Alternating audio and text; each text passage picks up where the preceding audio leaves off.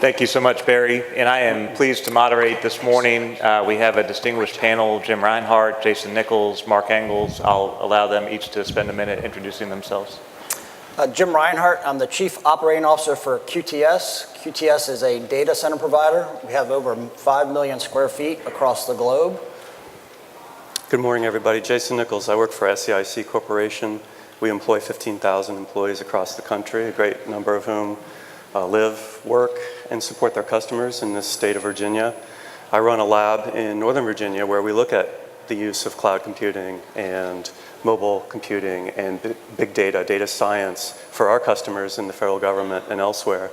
And cybersecurity is a very big concern for us, and I'm very pleased to participate in this conversation.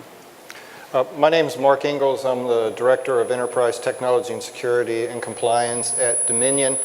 I've been with the company for 37 years and have been involved in cybersecurity for about the last 16.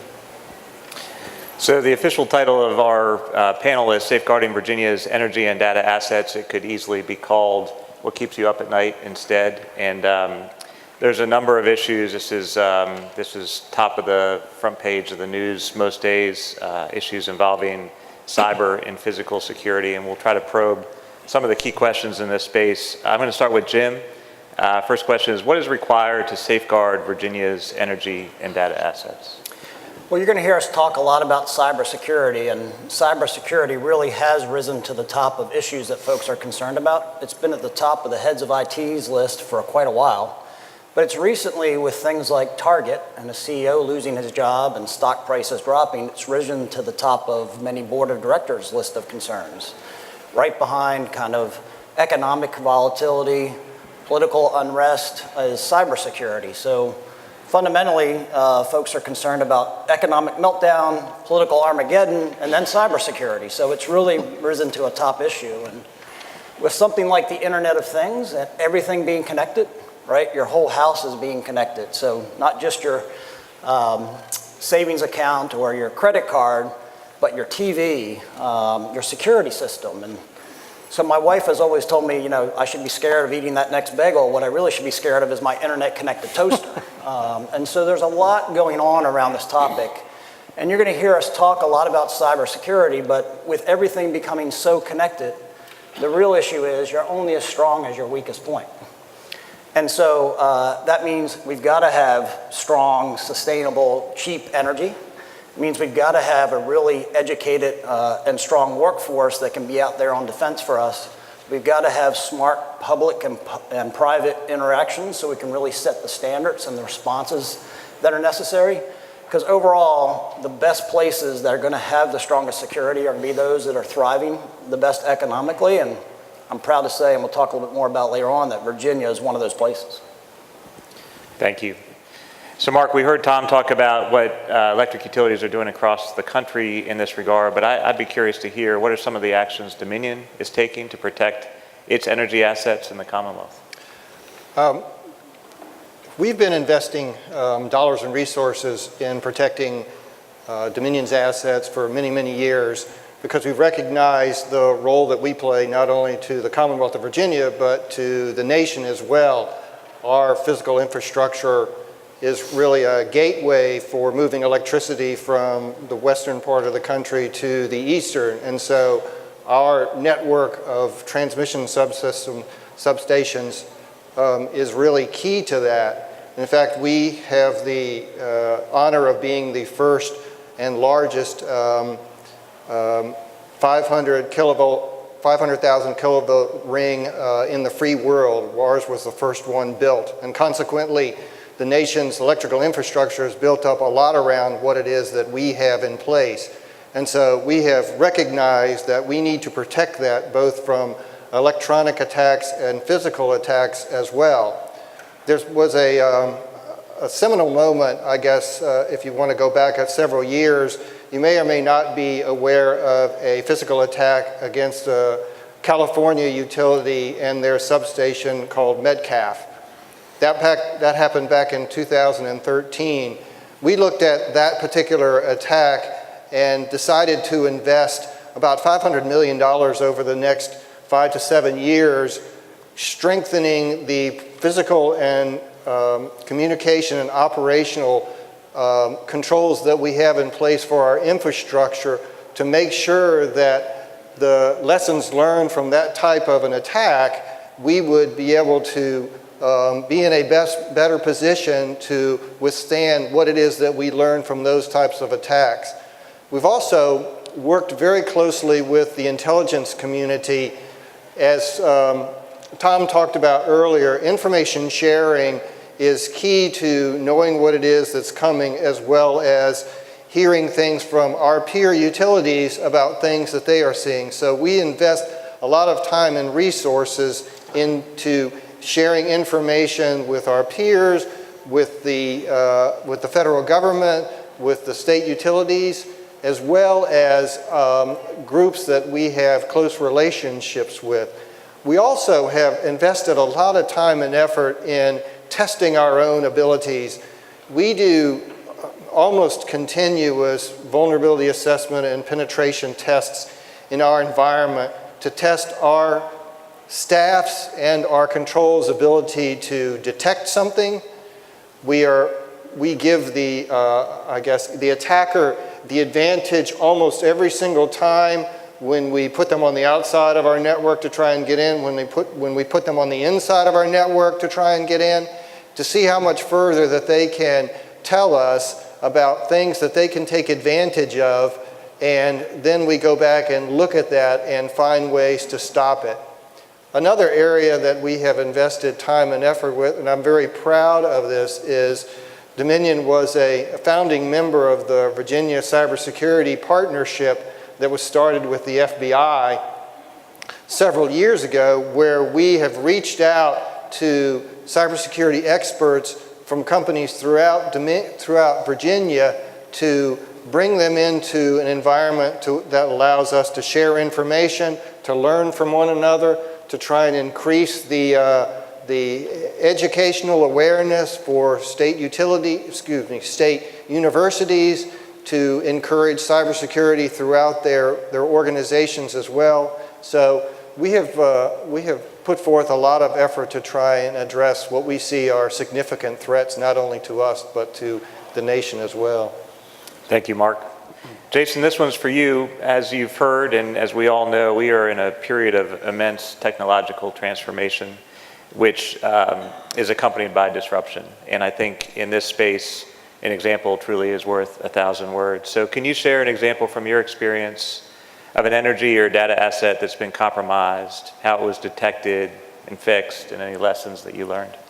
I can, and I think telling stories like this are very important to create a good, constructive cyber dialogue. A real story about an attack that occurred against one of my partners in the industry serves as a really good lesson for all of us, regardless of what industry or marketplace your organization represents. So I was visiting at a partner of ours, a research facility located in Philadelphia, and I was taking routine network traffic captures using a tool called Wireshark, for those of you nerds out there. And I noticed a lot of anomalous activity on the network, and I frankly thought that the device, which happened to be a smart meter, was misconfigured. And I noticed a lot of traffic between this smart meter that was used by researchers to investigate the efficiency of which many of the research centers' generation and distribution assets were performing at. The device was communicating with a lot of internet-based addresses, which I found to be troubling. So I researched the very first address that I noticed in my traffic capture was a bank in the Russian Federation. So I asked myself, why is a bank in the Russian Federation communicating with a smart meter in Philadelphia, Pennsylvania, that is engaged in basically university research? And of course, like many of you in the room, I jumped to conclusions. I mean, we hear a lot, we read a lot, and I think we have to ask ourselves, why would a smart meter be communicating with a bank in the Russian Federation? So as it turns out, a cyber hacktivist somewhere in the world, possibly in the US, somewhere possibly outside of the US, had taken advantage of a vulnerability on the smart meter a vulnerability in a protocol called the network time protocol, and basically used the smart meter to launch an attack against hundreds of targets around the world. So I'm going to point out to you that in this case, the bank in the Russian Federation was actually the victim, along with hundreds of other internet addressable assets around the world. So my partner, the research organization, realized a very painful lesson that because they did not follow cybersecurity very fundamental best practices, their devices, which were networked and visible on the internet, were used as a weapon against other targets. They actually were quite lucky. So to make a long story short, we worked with our university partner and instituted a risk-based approach where we evaluated how does their organization use their technology? How do they use their devices? What are their use cases for partners and researchers and other users of the technology? How do they access the information? And then we instituted very basic safeguards, including firewalls based on common sense policies. We segmented their assets based on risk. Again, note that word risk, it's very important. And we implemented very basic intrusion detection so that in the future, if something like that were to happen, not only would it be contained, but we would have a better understanding of when it happened, what is the target, who is going after it, and how do we shut it down and move on. So again, I guess the lesson from this is in any kind of cyber attack, whether it's against you or one of your peer institutions, understand the motivation behind it. How does it affect you? Read about it, even if you're not technical, and gain an understanding of what are the common threads between that attack and possibly your own organization.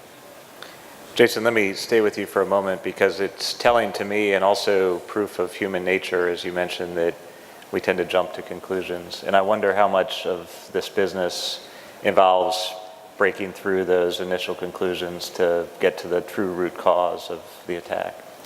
It certainly can be. I mean, we're all a victim of it. And I think one of the really important things about cybersecurity and cyber attacks is, once again, understand what is the motivation behind why an attacker might come after your assets. And within this room, we probably have over a dozen different sectors and marketplaces. And one piece of advice that I would give you if you're not aware of certain resources, read a report from Verizon. It's a free report called the Annual Report on Data Breaches. It's actually quite fascinating. And one thing that I really like about their report is they break down trends and patterns across marketplaces. So whether you're in retail, whether you're in defense, whether you're in transportation, whether you're in energy, you'll notice that there's certain patterns in terms of how attackers come after those infrastructure assets. What type of techniques do they use? For example, maybe your website would be an attack vector. Maybe you would be a victim of a denial of service attack. Maybe you would be a victim of a spear phishing attack. It really kind of depends. So understand what your organization's risk is, understand what your peer institutions are experiencing, and then begin preparing. And you'll be in a much better position to understand what is happening when it does happen. Thank you. Mark, I opened with headlines, and this is a sector marked by headlines. We've heard a lot about an attack that occurred in the Ukraine, where a large number of homes and businesses were shut down as a result of a cyber attack. Should we be worried here about a similar attack?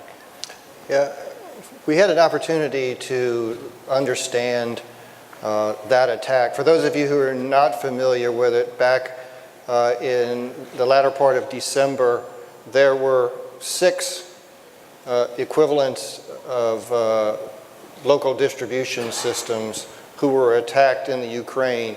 3 of those local distribution systems resulted in outages to their population. Totaled of about 225,000 customers were out of power for about 6 hours. And when we were able to look at the tactics, techniques, and procedures that the attackers used, because we were fortunate in that the Department of Energy worked with the Ukrainian government to send some of our cybersecurity experts, some from industry, some from the Department of Homeland Security, some from DHS, over there to work with the Ukrainians. They provided access to what happened. And so we were able to put together kind of a very good picture of the occurrences that happened, it is possible that that kind of an attack could occur in the U.S. If you just look at the number of utilities that are in the Commonwealth of Virginia, for example, there are 3 large investor-owned utilities. There are at least 12 cooperatives, all of whom have distribution assets that provide power to customers. So we were able to look at the tactics, techniques, and procedures, walk through how would Dominion respond to that kind of an event, what controls did we have in place that might have prevented it from occurring, being able to pick up indications early or further down the line. But it's been very useful case study for all of the electricity industry, because not only did the attackers cause outages, but what they did do after that was make it very difficult, or more difficult, for the utilities to actually recover, because they conducted a denial of service attack that prevented their customers from reporting outages.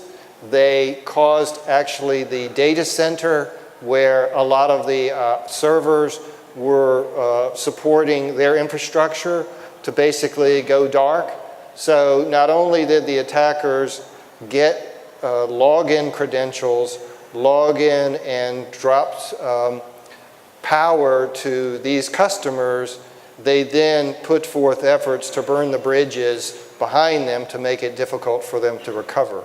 And the way that the Ukrainians were able to recover was to move into manual mode for a period of time. Utilities like Dominion are also able to operate in manual mode. It's just that it's much more difficult for a long period of time to be able to do that. But I think that the lessons learned from that particular event could be translated into a potential outage here. But fortunately, we've all been able to see the steps that were taken so that we can implement controls to look at the type of attack that occurred and put mitigations in place to either make it more difficult for a particular attacker to accomplish that, or be able to identify them early on. Thank you. So Jim, this one's for you. I'll ask Jason and Mark to riff on it when you're done if they have other ideas, and I'll ask you all to be as roseated or unvarnished as you see fit. How are we doing here in Virginia with respect to safeguarding our energy and data assets? I think Virginia's had a great track record. It is now the #1 market in the world for data centers, recently passing New York. And I really believe that that has come through a combination of things. As I said, you're only as strong as your weakest link.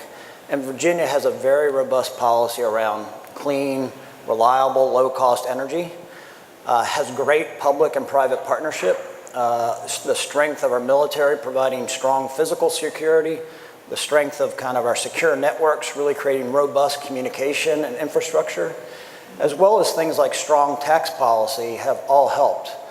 But when it comes down to thinking about those core elements and where you go and look at some of the weakest, it comes down to people. Almost 2 out of every 3 attacks are due to some human failure, and typically even from the inside. And so again, Virginia has come, I think, a very long way, now recognized as the #1 place in the marketplace, but we are under constant threat, and others are showing us paths where we could be better. You can go to the Northwest and get cleaner, cheaper energy. You can see stronger tax policy evolving in many of the states that's attracting data centers to them. You can see the fact that we have had failings like Snowden that have forced Europeans that used to keep a lot of their data and traffic here in the US to actually bring that data back home. So it really is incumbent on us to recognize the only way we're going to stay ahead of these hackers who are constantly getting better. There really is a marketplace. You could go out and get a hacker now for less than it costs you to fill up your tank of gas. They are going to keep getting better. And the only way Virginia can stay #1 is to continue to keep getting better, and not on one front, but on all fronts. Because again, it's the weakest point that they will go. They're not going to waste their time trying to come in the front door. they're going to figure out how to get in through the air conditioning system or through the doorbell or through some other way into your assets. And that's where we've got to make sure that we're stronger across the board. Thank you. Jason, anything to add? Well, I'll keep my comments very brief because I agree with everything that Jim just said. I think the fact that we're having this conversation on stage is a very positive sign. I agree with what Jim said, that there is a lot of vulnerability out there. Virginia is a very unique state in that we have military installations. We have a lot of critical infrastructure. We have a lot of sensitive private infrastructure as well. So these are all, attractive targets for various threat actors. The more that we can do in this room and with all of our colleagues to share information, become more aware, even again, if you're not technical, make it your own business to understand what's going on. That's going to help everybody in Virginia. So let's keep the information sharing going and very balanced as well. Just to echo a few of the earlier comments, I think the information sharing part amongst Virginia companies exceeds a lot of other states in our willingness to work with our peers, even if we're outside of that particular segment of the market. The organization I mentioned earlier, the Virginia Cybersecurity Partnership, is a testament to that, where you have an opportunity, whether you're in energy, finance, critical manufacturing, to come together to talk about threats and vulnerabilities that you might see in your environment, where the motivation might be different if you're going after a bank because that's where the money is, versus if you're going after an energy company because you want to disrupt electricity to the Commonwealth. The tactics and techniques in a lot of cases are very similar. And so we can learn from one another when it comes to that. And I think that overall environment for sharing information within the Commonwealth is a strength for us. Great. Jason, this is in the nature of a best practices question, but how does a business in Virginia participate in cybersecurity in terms of situational awareness, as well as better understanding threats, policy, legal concerns, those kind of things? Okay, so from a threat perspective, as I mentioned earlier, get a good understanding of what your organizational risk is. And again, it varies. If you understand what your risk is, you'll be able to much more efficiently prioritize how you spend your efforts. Cybersecurity is basically an infinite process, right? You can spend infinite resources, time, money, people, and none of us in this room have those types of resources. So you've got to prioritize. And that's why a risk-based approach is very important. So again, understand your organizational risk and then understand how various forms of threat actors might come after your organization. From a situational awareness perspective, again, this notion of information sharing is very important. If you haven't done so, visit the Department of Homeland Security's webpage, ICS CERT, and get familiar with some of the collaborative communities of interest that are forming both at the federal level as well as the local level, which do include industry-specific information sharing committees, where you might be able to share information with peer institutions in terms of how best practices work within your marketplace sector. So I think that's a very important thing. And from a policy perspective, get more familiar with regulation and policy that's being developed both at the national and the state level. There was a significant amount of policy that was developed last year that creates an information sharing platform that attempted to balance the needs of privacy, which is very important, but also emphasizes the need for information sharing, which is equally important, so that we can all learn from events like the Ukraine or events like the Target mishap. So get familiar with those policies and then understand how your organization can play a part. Jason, I'm going to stay with you for this one, but ask Jim and Mark to add on to it. And this takes us, in a way, back from best practice to Security 101. For a small business, or maybe even a not so small business that doesn't have a lot of IT expertise in-house, how do you get started? How do you build a credible security program? Okay, well, the first question is, for your organization, who owns your risk? And don't think of this as just an information technology thing. Your organization's information on customers or your organization's operation of critical infrastructure goes well beyond information computer technology. So do you have a designated authority in your organization that owns that risk? Have you conducted a risk assessment of your organization's assets?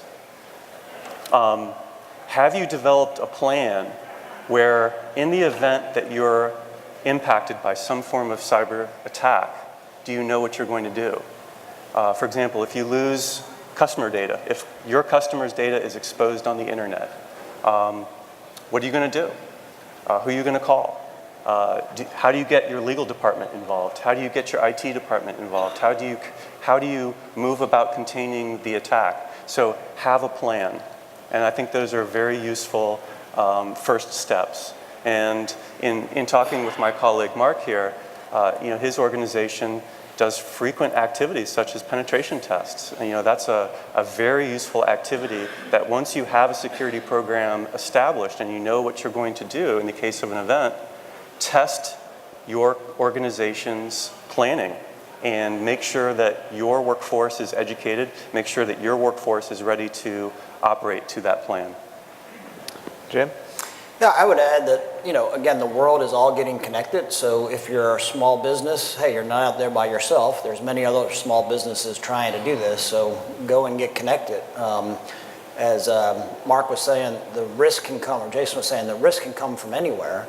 And having somebody in your company who's thinking through that question and saying, where are the risks and how are we protected against it?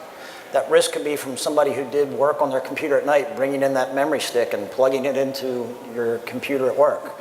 That risk could be from the person who's on the off shift trying to just Google something online to keep themselves awake, right? So the risks are out there. They come from all kinds of places. They don't look for big or small. They look for easy. And the fact that you have somebody who's on your staff, on your team, that is paying attention to that and educating the workforce, because again, that's typically where it's going to come from. Somebody in the workforce does something they didn't know, clicks on the wrong email thinking it was the right, from the boss or something, and lo and behold, it was not. That's where it's going to come from, and having your organization awake and aware to that, because there's somebody on point educating the organization is critical. Mark? In order for this to work, you have to have built up trust, okay? Because today, if I hadn't met with Jason, okay, and we were involved in sharing information back and forth, I wouldn't share particularly sensitive information with him without sitting down with him and understanding his commitment to this and how I can benefit from what he tells me and how he can benefit from what I get from him as well. And so you actually need to reach out. There are a number of sources. Jason already mentioned the Department of Homeland Security. The Commonwealth of Virginia has a treasure trove of information that can help small businesses. The federal government has not, beyond what the Department of Homeland Security has, but the FBI, there are many, many sources of information that can help small businesses either put a cybersecurity program in place or augment what they already have. The academic community is also getting involved in this as well. But the bottom line for all of this is you can read all you want, which is certainly good background for your program. But there are opportunities for outreach where you need to take a step and go to a meeting or meet with somebody and start building up trust relationships that you can then take advantage of, because I assure you the person that you're talking to about this is thinking exactly the same thing about, hey, if I can trust this individual, then they can help me with my program, and vice versa. So take advantage of all the publicly available information from from the Commonwealth, from the federal organizations, but also reach out to others and try and build those trust relationships with individuals that can help not only you personally, but your business as well. So we have a few minutes before the audience favorite lightning round, and I have a couple questions that are really for any of you to react to as you choose. It is important and yet perhaps overlooked that the title of this session includes both cyber and physical security. And I think we are so keenly focused on the cyber piece that we may forget about the basic physical security component. And I think especially in this world of drones and different points of access, physical access, that we don't lose sight of the importance of physical security. So I guess I'd open it up to get some reaction on how do you balance those two and make sure that you have both in front of you in full view. Well, both are critically important. I think the example that Mark gave with regards to the California substation really was a couple folks driving up in a car, jumping out with some shotguns and shooting at the transformer. So, that was physical security. And so both are immensely required and need to go hand in glove. At our million-plus square foot facility out here by the Richmond Airport, we are set back 500 feet with a military-grade fence that really keeps out folks from driving up a tractor-trailer and just running through the gates and crashing into the building. So it's critical to look at both. The world, again, is connected, and you have to look at your risks from all fronts.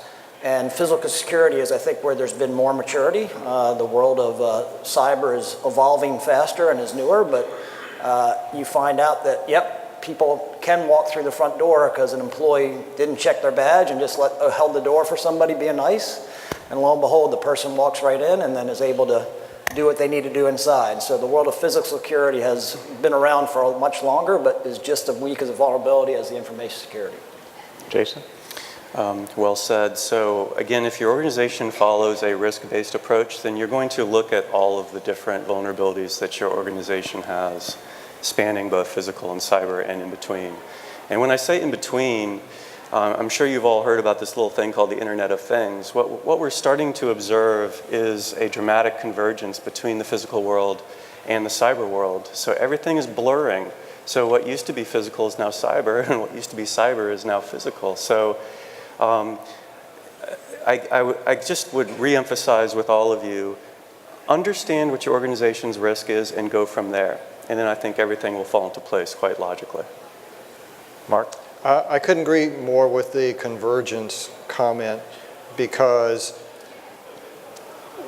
we did some experimentation with what are called attack trees. It's a methodology to look at the steps an attacker would need to take in order to accomplish a mission. And we did some analysis on successful attacks against the electric grid, depending upon the severity of the impact that we wanted to try and have. And as we went through all of these attack scenarios, we started looking at the analysis, and about 85% of the attacks required some compromise of a physical control. I mean, as we talked a little bit earlier about this, if you can walk into a door and get into a building where you can get on somebody's network, that's a whole lot easier than trying to hack in from the outside, assuming that you have good controls for your internet perimeter or something like that. So it is incredibly important to think about the attack surface that someone is looking at and how important it is for the physical part of the protection to be in place and complement the electronics, as well as vice versa, because somebody may be knocking on your door electronically in order to find out, to do reconnaissance, to determine how best to go about attacking you. And that attack may very well be a physical attack versus an electronic attack. So it is incredibly important to think about both those aspects as you're looking at your environment. So as we were preparing for this panel, we talked about, and I learned about for the first time, microgrids. And I'd be curious to get some feedback from you all. Who's using them? Who's interested in them? Is this something a wave of the future? You want me to take a first stab at it? Okay. Microgrids are a pretty fascinating use case in energy security. Certainly, our country's military is very interested in the use of a microgrid. And basically, a microgrid, Mark can probably correct me, as I'll probably ruin the definition here, but it's basically the ability for you to operate your own energy environment within a localized environment. And that includes localized generation. So, for example, if something disrupts your flow of energy from the public grid, you have the ability to continue. And the interesting thing about microgrids is you can operate them and build them and design them a couple of different ways. You can operate a microgrid simply so that you have resilience, so that the lights stay on in the event of something happening to the public grid. A microgrid can be similarly configured so that if something happens to the public grid, you can actually assist by dumping energy from your local generation resources out onto the public grid, which is kind of an inversion use case. Very interesting stuff. And this has compelling benefit for our society, not just in the event of, say, a military-style attack against our public grid, but things like natural disaster. I think the keynote mentioned Superstorm Sandy. Wouldn't it be great in the event of natural disaster that microgrids can be enabled so that hospitals and police stations and transportation capabilities stay on when other less sensitive assets go down. So there is a lot of research and prototyping being done with microgrids, and it's going to be very interesting to see how this evolution of microgrid capability plays out with organizations like Dominion Power and with organizations like DoD facilities, both of which certainly exist throughout this state. So we've hit the lightning round, and I'm going to give you all the same question, ask that you spend a minute or so answering it. What is the single most important step that public policymakers can take to improve Virginia's ability to safeguard our energy and data assets? And Jim, I'll start with you. Well, I do think it's, again, critical to look across the board in the spectrum at all things, everything from all the above energy policy to make sure that we kind of have clean, sustainable, affordable energy, to how we train our workforce, to how we improve our data security. I would say I think Virginia is doing solid across the board on all fronts, but the one I would focus on in this conversation is how do we improve that communication, that network security? And in this world where the world is getting more connected, and I think therefore better, clearly rather than me getting lost for hours because I want to ask directions, I can now just push a button in my car and get to where I need to be. So being connected is where we need to go, not being isolationist. And having Virginia continue to sponsor that we want Virginia to be the most connected place in the world.